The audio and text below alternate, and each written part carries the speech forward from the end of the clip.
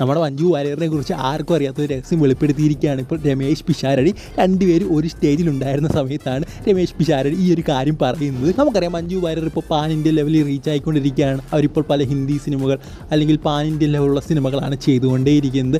ഒരു സമയത്ത്, അതായത് അവർ തുടക്ക സമയത്ത് അവർ വേറെ ലെവലിൽ സൂപ്പർ സ്റ്റാർ ആയിരുന്നു. കല്യാണം കഴിഞ്ഞ ശേഷം അവർ ഒന്നും അല്ലാതായിപ്പോയി, ആ ഒരു ഫാമിലി ലൈഫിൽ ഇൻവോൾവ് ആയിപ്പോയി. സോ അതിൽ നിന്ന് പുറത്തേക്ക് വന്നതിന് ശേഷം നമ്മൾ കണ്ട മഞ്ജു വാര്യർ എന്ന് പറയുന്നത് പഴയതിനെക്കാട്ടിലും, അതായത് തുടക്കകാലത്തിനെക്കാട്ടിലും വേറെ ലെവൽ ഒരു മഞ്ജു വാര്യറിനെയാണ്. ആ ഒരു ഇൻട്രഡക്ഷൻ ഞാൻ വെറുതെ കൊടുത്തു എന്നേ ഉള്ളൂ, കാരണം വീഡിയോയ്ക്ക് കുറച്ച് ലെങ്ത് കൂട്ടാൻ വേണ്ടിയിട്ട്. എന്നാലും ഞാൻ പറയാൻ വന്ന കാര്യം എന്ന് പറയുന്നത് രമേശ് പിഷാരടി മഞ്ജു വാര്യരെ കുറിച്ച് പറഞ്ഞൊരു കാര്യമാണ്. അതിനുമ്പോൾ മറ്റൊരു കാര്യം കൂടി പറയാനുണ്ട്.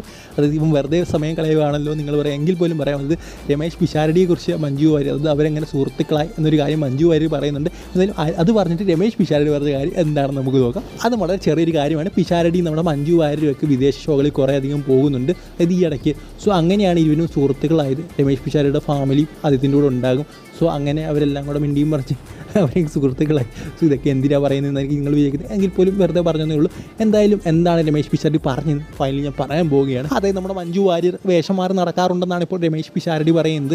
അതായത് എവിടെയെങ്കിലും ചെല്ലുകയാണെങ്കിൽ രമേശ് പിഷാരടിയൊക്കെ വേഷം മാറി നടന്നു കഴിഞ്ഞാൽ എല്ലാവരും കണ്ടുപിടിക്കും, സെൽഫി എടുക്കാൻ വരും. പക്ഷേ മഞ്ജു വാര്യർ വേഷം മാറി നടന്നു കഴിഞ്ഞാൽ ആരും കണ്ടുപിടിക്കത്തില്ലെന്നാണ് രമേശ് പിഷാരടി പറയുന്നത്. മഞ്ജു വാര്യർ ആളുകളുടെ ഇടയിൽ കൂടെ വേഷം മാറി നടന്നാൽ തനിക്ക് പോലും മനസ്സിലാകാറില്ലെന്നാണ് രമേശ് പിഷാരടി പറയുന്നത്.